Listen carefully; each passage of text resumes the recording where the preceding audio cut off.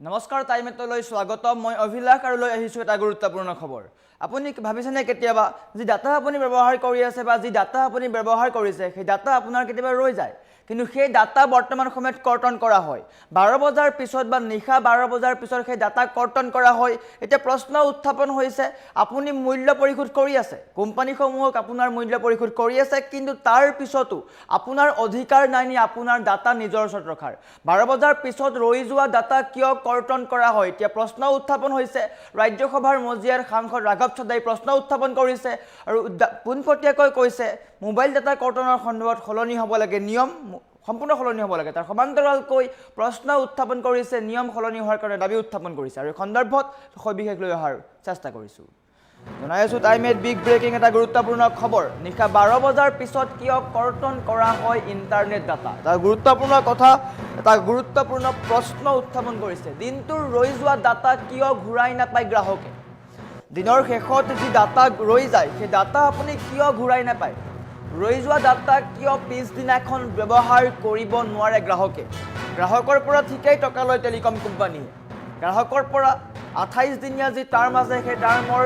টকা তেওঁলোকে লয় মোবাইল ডাটাৰ ক্ষেত্ৰত খৰচ অনুসৰি ৰিচাৰ্জ হ'ব লাগে কিন্তু কি কৰা হয় আপুনি যদি 1 GB ডাটা ব্যৱহাৰ কৰিছে বা ৰিচাৰ্জ কৰিছে তেন্তে যদিহে আপোনাৰ দিনটোৰ শেষত সেই ডাটা ৰৈ যায় তেন্তে কৰ্তন কৰা হয় এই সকলোবিলাক এতিয়া প্ৰশ্ন উত্থাপন হৈছে ৰিচাৰ্জৰ নিয়ম সলনি কৰাৰ দাবী উত্থাপন হৈছে দিনটোৰ ৰৈ যোৱা ডাটা কিয় ঘূৰাই নাপায় গ্ৰাহকে দিনটোৰ শেষত আপোনাৰ মোবাইলত যদি 500 MB বা 1 GB ডাটা ৰৈ যায় নিশা 12 বজাৰ লগে লগে সেইখিনি কৰ্তন কৰা হয় আপুনি যি ডাটাৰ কাৰণে সম্পূৰ্ণ মূল্য পৰিশোধ কৰিছে সেই ডাটা ব্যৱহাৰ কৰাৰ অধিকাৰ আপোনাৰ নাই নেকি টেলিকম কোম্পানীসমূহৰ এই use it or lose it নীতিৰ বিৰুদ্ধে এতিয়া সৰব হৈ পৰিছে ৰাঘৱ চাদ্দা ৰাজ্যসভাত সাংসদ ৰাঘৱ চাদ্দাৰ গুৰুত্বপূৰ্ণ দাবী 12 বজাৰ ডেডলাইন আৰু কাৰিকৰী কৌশলক লৈ প্ৰশ্ন উত্থাপন কৰিছে টেলিকম কোম্পানীসমূহে তেওঁলোকৰ সফটৱেৰ বাবে বা লাভৰ কাৰণে এনেদৰে ডিজাইন কৰে যাতে কেলেণ্ডাৰ দিন এটা নতুন ইউনিট হিচাপে গণ্য কৰা হয় ইয়াৰ ফলত কোম্পানীটোৰ বাবে হিচাপ ৰখাত সুবিধা হয় কিন্তু প্ৰশ্ন হয় গ্ৰাহকৰ সুবিধাৰ বাবে এই নিয়ম সলনি কৰিব নোৱাৰি নেকি 12 বজাৰ লগে লগে ডাটা কাটি দিয়াটো প্ৰকাৰান্তৰে গ্ৰাহকক এটা নিৰ্দিষ্ট সীমাৰ ভিতৰত আবদ্ধ কৰি ৰখাৰ কৌশল যাতে গ্ৰাহকে অধিক ডাটাৰ প্ৰয়োজন হ'লে পুনৰ টপ আপ কৰিবলৈ বাধ্য হয় আপুনি যদি 1 GB এটা টপ আপ কৰে বা 2 GB এটা টপ আপ কৰে তেন্তে যদি কেনেবাকৈ সেই ডাটা ৰৈ যায় সেই 2 GB ডাটাটো ৰৈ যায় পূৰ্বতে সেইসমূহ ঠিক আছিল পূৰ্বতে যদি আপুনি এক্সট্ৰা টপ আপ কৰে তেন্তে সেই টপ আপ ৰৈ যায় কিন্তু বৰ্তমান সময়ত যদি আপুনি আজিৰ দিনটোত বৰ্তমান সময়ত যদি আপুনি ৰিচাৰ্জ কৰে বা টপ আপ কৰে 12 বজাৰ পিছত সেই টপ আপ কৰ্তন কৰা হয় আপুনি ডাটা ব্যৱহাৰ কৰিছে যদি ঠিক আছে যদি আপোনাৰ ডাটা ৰৈ যায় তেন্তে সেই ডাটা কৰ্তন হয় এতিয়া তাক লৈ প্ৰশ্ন উত্থাপন হৈছে যে ৰৈ যোৱা ডাটাৰ ওপৰত কাৰ অধিকাৰ আছে গ্ৰাহকে যেতিয়াই এটা ৰিচাৰ্জ কৰে তেতিয়াই এটা নিৰ্দিষ্ট পৰিমাণৰ ডাটা কিনি লয় উদাহৰণস্বৰূপে যদি আপুনি 1 মাহৰ কাৰণে 42 GB ডাটা লৈছে তেন্তে আপুনি 42 GB ডাটাৰ বাবে টকা দিছে যদি কোনোবা এদিন আপুনি মাত্ৰ 100 MB খৰচ কৰিলে তেন্তে ৰৈ যোৱা 1.4 GB ডাটা পিছদিনা যোগ নোহোৱাটো গ্ৰাহকৰ প্ৰতি এক অন্যায় বুলি ক'ব পাৰি ভাৰতীয় বজাৰত কেৱল 1-2টা কোম্পানীহে উইকেণ্ড ডাটা ৰোল অভাৰৰ দৰে সুবিধাসমূহ দি আছে যিটো সকলোৰে কাৰণে বাধ্যতামূলক হোৱা উচিত বৰ্তমানৰ অৱস্থাত আমি যদি ভেলিডিটিৰ বাবে টকা দিওঁ বা ডাটা ব্যৱহাৰৰ বাবে নহয় যদি ব্যৱস্থাটো এনেকুৱা হ'লহেঁতেন যে আপুনি 10 GB ডাটা কিনিছে যিমান দিনলৈকে সেই 10 GB শেষ নহয় সিমান দিনলৈকে ভেলিডিটি থাকিব তেন্তে গ্ৰাহক আটাইতকৈ লাভৱান হ'ব কিন্তু টেলিকম কোম্পানীবোৰে লাভৰ অংক মিলাবলৈ গৈ গ্ৰাহকক প্ৰতিদিনে এটা লিমিটত বান্ধি থৈছে আৰু তাক লৈ এতিয়া প্ৰশ্ন উত্থাপন হৈছে টেলিকম ৰেগুলেটৰী অথৰিটি অফ ইণ্ডিয়াৰ ওচৰত গ্ৰাহকৰ বহুদিনীয়া দাবী আছে যে ডাটাৰ কোনো নিৰ্দিষ্ট ম্যাদ থাকিব নালাগে যদি গ্ৰাহকে টকা দিছে তেন্তে সেই ডাটা সম্পূৰ্ণকৈ শেষ কৰাৰ অধিকাৰ তেওঁলোকৰ থাকিব সদ্যহতে মোবাইলৰ ৰিচাৰ্জক লৈ ৰাঘৱ চাদ্দাই গুৰুত্বপূৰ্ণ প্ৰশ্ন উত্থাপন কৰিছিলে ইনকামিংক লৈ যদি আপোনাৰ ৰিচাৰ্জ কৰ্তন কৰা হয় তেন্তে আপোনাৰ ইনকামিং সেৱাও কৰ্তন কৰি দিয়া হয় তাক লৈ প্ৰশ্ন উত্থাপন কৰিছিলে আৰু বৰ্তমান সময়ত ডাটাক লৈ এটা গুৰুত্বপূৰ্ণ দাবী উত্থাপন কৰিছে কিয়নো সদ্যহতে সকলোৱে টপ আপ কৰে আপুনি মই সকলোৱে টপ আপ কৰে যদি আপুনি 1 জিবিৰ এটা টপ আপ কৰে তেন্তে সেই 1 জিবিটো যদি ৰৈ যায় বা 12 বজাৰ পিছত যদি কৰ্তন হয় তেন্তে তাৰ কাৰণে কোন দায়ী? আপুনি টপ আপটোৰ কাৰণে সম্পূৰ্ণ মূল্য দিছে,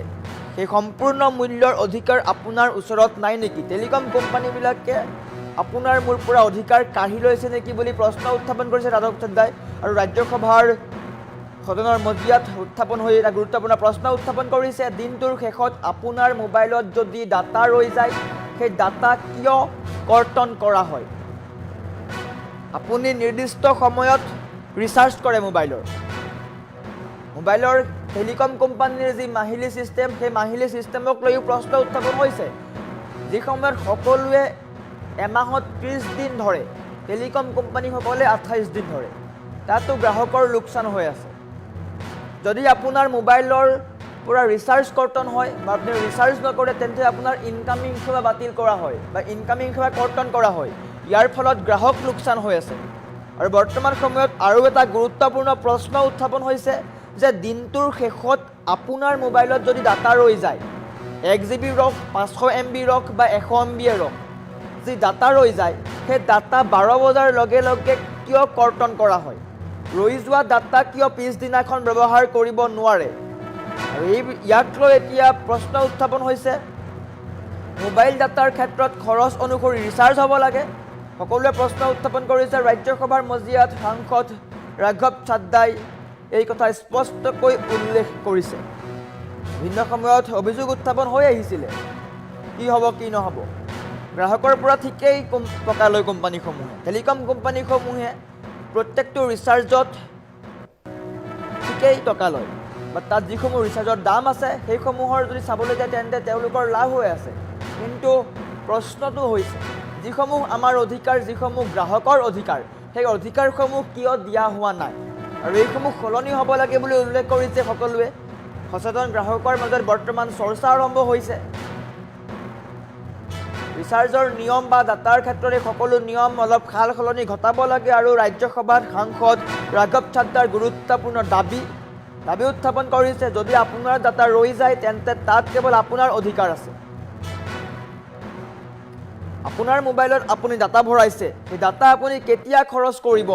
কেতিয়া আপুনি খৰচ নকৰিব তাৰ অধিকাৰ আপোনাৰ হ'ব লাগে। কিয়নো আপুনি সেই ডাটাত আপুনি নিৰ্দিষ্ট টকা দিছে বা নিৰ্দিষ্ট মূল্য দিছে। কিয়নো চিমখন আপোনাৰ, যি কোম্পানীৰ আপুনি চিম ব্যৱহাৰ নকৰিলেও কিয় সেই চিমখন হৈছে আপোনাৰ। আপুনি কোম্পানীৰ পৰা টকা দি চিম লৈছে, কোম্পানীয়ে আপোনাক নাম্বাৰ দিছে, কোম্পানীৰ নিয়ম অনুসৰি আপুনি ৰিচাৰ্জ কৰিছে। কিন্তু এনেকুৱা এটা সময় আহি পৰিছে যে যি সময়ত আপোনাৰ চিম থকাৰ পিছতো সেই অধিকাৰ আপোনাৰ পৰা কাঢ়ি অনা হৈছে। আৰু ইয়াক লৈ প্ৰশ্ন উত্থাপন কৰিছে। আমাৰ ওচৰত সাংসদ ৰাঘৱ চাদ্দাৰ মন্তব্য আছে বা কি ভাষণ দিছিলে সেই ভাষণ আছে, যদি সম্ভৱ হয় আমি দেখুৱাৰ চেষ্টা কৰিছোঁ। सर, जब एक यूजर अपना मोबाइल फोन रिचार्ज कराता है तो उसे अपने रिचार्ज प्लान के हिसाब से डेली की डेटा लिमिट मिलती है, 1.5 GB, 2 GB या 3 GB प्रतिदिन। लेकिन ये डेली की डेटा लिमिट जो होती है रात 12 बजे समाप्त हो जाती है जैसे ही दिन खत्म होता है, और ये अनयूज डेटा जो है ये फोरफिट हो जाता है, ये अगले दिन रोल ओवर या नेक्स्ट डे कैरी फॉरवर्ड नहीं होता है। कंज्यूमर से पैसा तो पूरे डेटा का लिया जाता है, लेकिन ये अनयूज डेटा, जो बचा हुआ डेटा होता है, ये एक्सपायर हो जाता है जैसे दिन समाप्त होता है। सर, फर्ज करिए कि महीने की शुरुआत में आपने अपनी गाड़ी में 20 लीटर पेट्रोल भरवाया, महीने के अंत तक 15 लीटर पेट्रोल कंज्यूम हो गया, 5 लीटर बच गया, तो क्या महीने के अंत पे पेट्रोल पंप वाला आकर आपको कहता है कि 5 लीटर पेट्रोल वापस कर दो क्योंकि उसकी वैलिडिटी समाप्त हो गई? नहीं, क्योंकि आपने पैसा पूरे 20 लीटर का दिया है। ठीक इसी तरह जितने डेटा का पैसा हमसे लिया जाता है उतना डेटा हमें यूज करने दिया जाए, वो एक्सपायर ना हो। ये हमारे मेहनत के पैसे से खरीदा गया डेटा है। और सर, चालाकी देखिए, आजकल के रिचार्ज प्लान्स में डेली की डेटा लिमिट होती है, मंथली की डेटा लिमिट नहीं होती, क्योंकि मंथली की डेटा लिमिट के अंदर मैक्सिमम डेटा की खपत का कंज्यूम करने की प्रोबेबिलिटी यानी कि संभावना ज्यादा होती है। एक महीने के भीतर या मान लीजिए 4-7 दिन कोई व्यक्ति व्यस्त है या बीमार है, लेकिन बचे हुए दिन में या जब उसकी छुट्टी होती है वो ज्यादा डेटा कंज्यूम कर सकता है। इसीलिए मैक्सिमम डेटा मंथली प्लान में कंज्यूम होता है। इसके चलते आज टेलीकॉम ऑपरेटर डेली की डेटा लिमिट वाला प्लान पुश करते हैं। सर, आज इंटरनेट सिर्फ एक एंटरटेनमेंट या मनोरंजन का सोर्स नहीं है, यह एक प्रकार से हमारे जीवन के लिए एसेंशियल बनता जा रहा है। It is like digital oxygen. हर चीज के लिए इंटरनेट चाहिए और इसीलिए आज करोड़ों भारतीयों का जब लाखों जीबी डेटा रोज एक्सपायर हो जाता है, अनयूज्ड बचा हुआ डेटा, क्योंकि उसकी वैलिडिटी समाप्त हो गई, तो यह सवाल अब सिर्फ डेटा का नहीं है सर, यह कंज्यूमर राइट्स का सवाल बन चुका है। इसीलिए मेरी 3 स्पष्ट मांगे आज सदन में। पहली मांग, यह नियम बने कि डेटा कैरी फॉरवर्ड यानी कि डेटा रोल ओवर की सुविधा हर यूजर को दी जाए, यानी कि दिन के अंत पे आपका जितना जीबी डेटा बच गया वो अगले दिन के आपके डेली के डेटा पैक में जोड़ा जाए,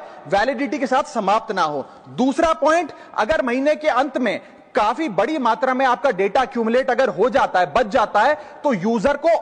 ऑप्शन दिया जाए कि इस डेटा की वैल्यू का एडजस्टमेंट वो अपने रिचार्ज प्लान के अगेंस्ट कर सके, यानी कि अगले महीने वो जितने वैल्यू की रिचार्ज कराता है उसमें से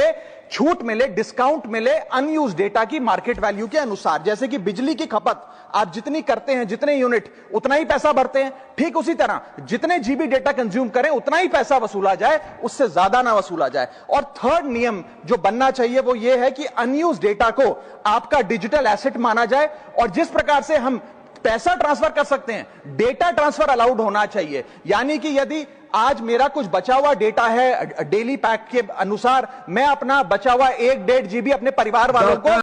सर, जब एक यूजर अपना मोबाइल फोन रिचार्ज कराता है तो उसे अपने रिचार्ज प्लान के हिसाब से डेली की डेटा लिमिट मिलती है, 1.5 जीबी, 2 जीबी या 3 जीबी प्रतिदिन। लेकिन ये डेली की डेटा लिमिट जो होती है रात 12 बजे समाप्त हो जाती है, जैसे ही दिन खत्म होता है, और ये अनयूज डेटा जो है ये फोरफिट हो जाता है, ये अगले दिन रोल ओवर या नेक्स्ट डे कैरी फॉरवर्ड नहीं होता है। कंज्यूमर से पैसा तो पूरे डेटा का लिया जाता है, लेकिन ये अनयूज डेटा जो बचा हुआ डेटा होता है ये एक्सपायर हो जाता है जैसे दिन समाप्त होता है। सर, फर्ज करिए कि महीने की शुरुआत में आपने अपनी गाड़ी में 20 लीटर पेट्रोल भरवाया, महीने के अंत तक 15 लीटर पेट्रोल कंज्यूम हो गया, 5 लीटर बच गया, तो क्या महीने के अंत पे पेट्रोल पंप वाला आकर आपको कहता है कि 5 लीटर पेट्रोल वापस कर दो क्योंकि उसकी वैलिडिटी समाप्त हो गई? नहीं, क्योंकि आपने पैसा पूरे 20 लीटर का दिया है। ठीक इसी तरह जितने डेटा का पैसा हमसे लिया जाता है उतना डेटा हमें यूज करने दिया जाए, वो एक्सपायर ना हो। ये हमारे मेहनत के पैसे से खरीदा गया डेटा है। और सर, चालाकी देखिए, आजकल के रिचार्ज प्लान्स में डेली की डेटा लिमिट होती है, मंथली की डेटा लिमिट नहीं होती, क्योंकि मंथली की डेटा लिमिट के अंदर मैक्सिमम डेटा